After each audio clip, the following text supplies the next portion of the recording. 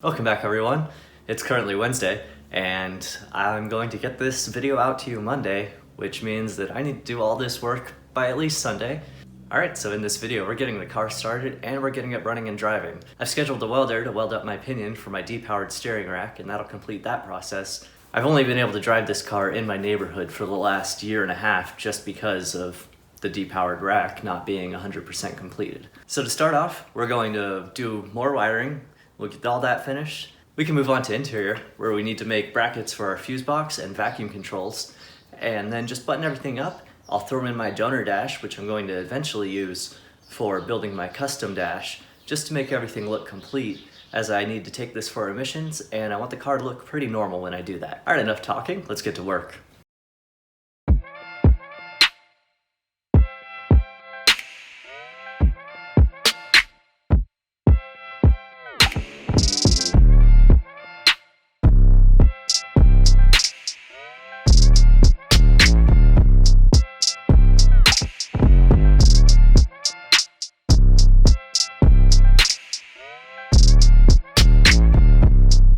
This block right here goes to some relays, I believe, which I didn't know, but they have a very short wire going to the second fan, so I have to have it mounted where it originally is on the headlight next to the motor, which is fine. It's not a lot of stuff and it'll look pretty clean.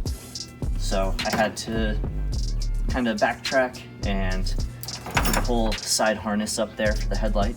I needed to fit that in, so we did that. Along the way, I also cut a wire, so I had to solder that. If you saw, I did that rather, well, this sped past it rather quickly. And then I've just started to loom up the remaining wires.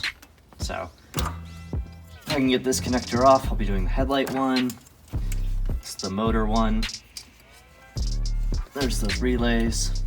And then this is our turn.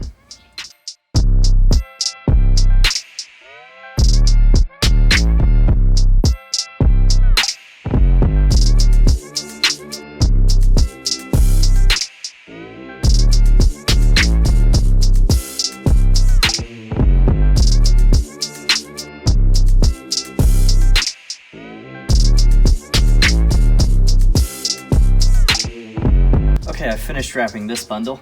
The only things I couldn't get our fancy loom over were for the turn light, which is fine because this will just hide under the headlight itself anyway, so it won't be seen. And then also just this very short, stubby light for those relays. But everything else is all nice and loomed up.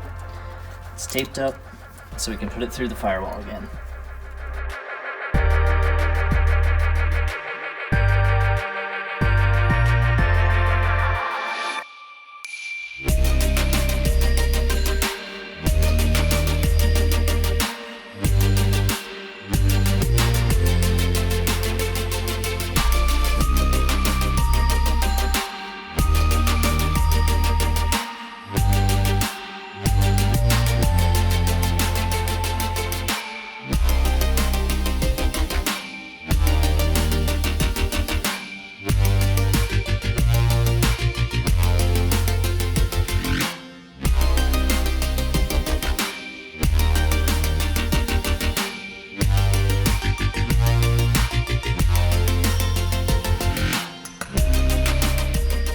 Okay, to get our largest plug through, we had to clearance this a bit.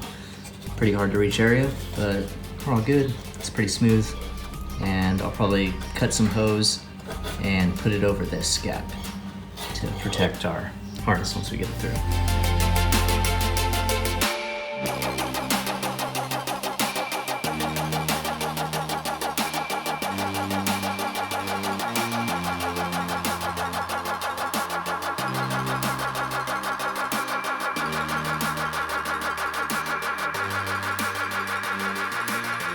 Okay, we cut our small piece of hose and put a little black silicone on it, which is still drying, just to protect that edge on that. Hopefully this will be able to reach far enough to connect to this when this is sitting right about there on the headlight, I believe. but I think everything in there will be able to stretch a little bit further out, give us a little more slack. One thing that definitely doesn't need the slack is this headlight. That's crazy long. This is about a perfect length, since it's just the side marker. We'll move it under, probably drop it through right there. Next, I'm probably gonna detach the fan connection right under here. This, we'll wrap this one up. The others we might just tape because they're so short. But this one, since it needs to go from here to here, I want that one to look good.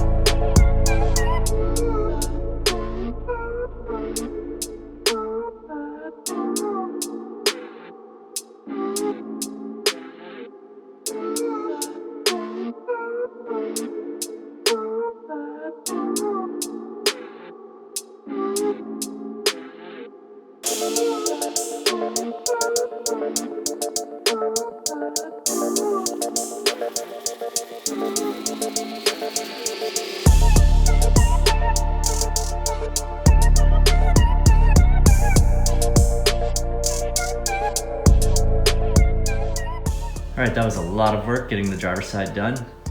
And now we have both of our eyes back in, and then we have our turn lights in. So we've got everything zip tied down, everything clears. It's looking good. It can look better, and it will eventually. Like that corner there still needs work. And the diagnostic box needs more permanent home. This is all just temporary to get us running again. But I was happy with how all of the loom on that came out. Got our MAF sensor wiring nice and smooth. So next steps are going to be bumper, because that's not even bolted on, that's just sitting there. Then we're gonna move on and do our steering rack finally. And then our last step will be moving into the interior, figuring out all of our vacuum hoses to the right solenoids, and then also mounting up our fuse box. We'll need to fill up oil, we'll need to fill up coolant, and then we should be on our way to starting.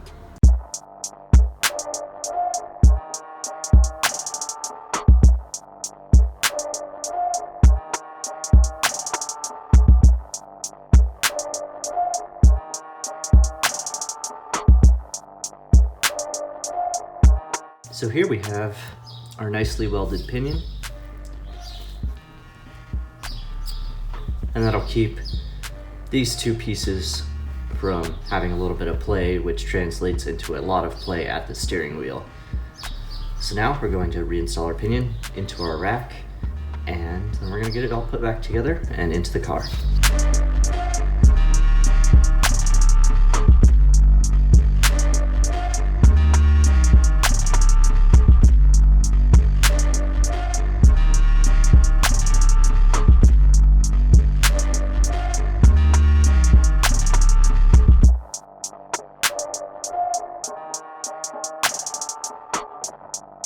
For our tensioner and then our locking nut, we do this to 43 foot-pounds according to the Flying Miata D-Power guide.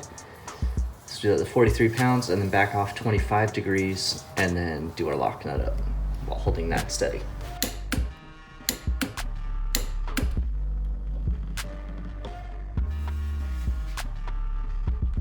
"25 degrees, not a quarter turn. There's a difference."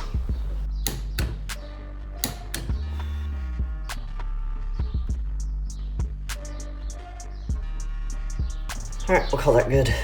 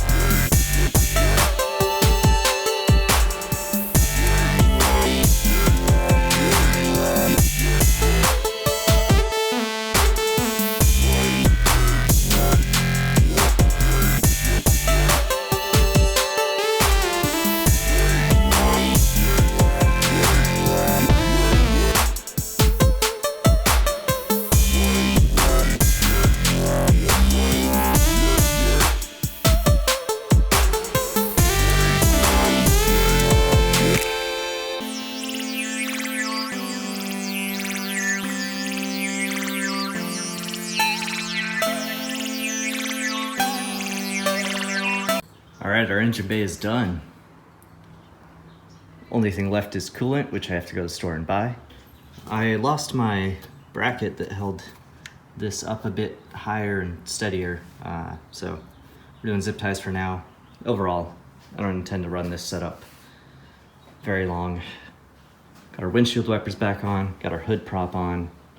Intake is good other than missing the bracket. Got oil in it, need coolant in it.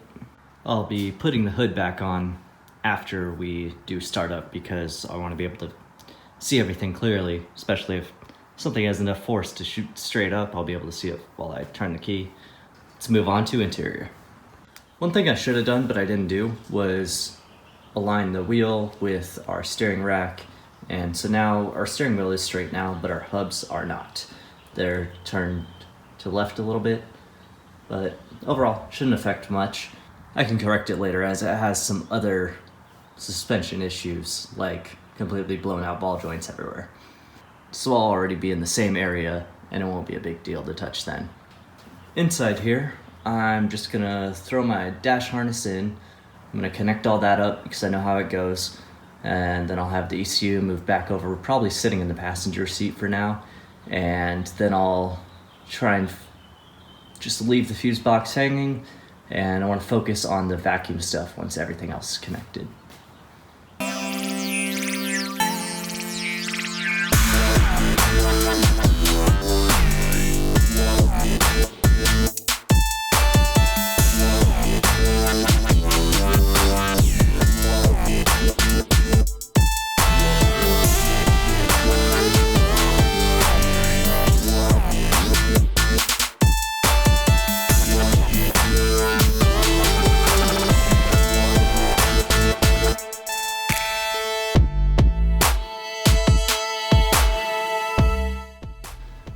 got my solenoids mounted up, I need to look at a picture on my phone so it won't record while I figure out which vacuum hose goes to which.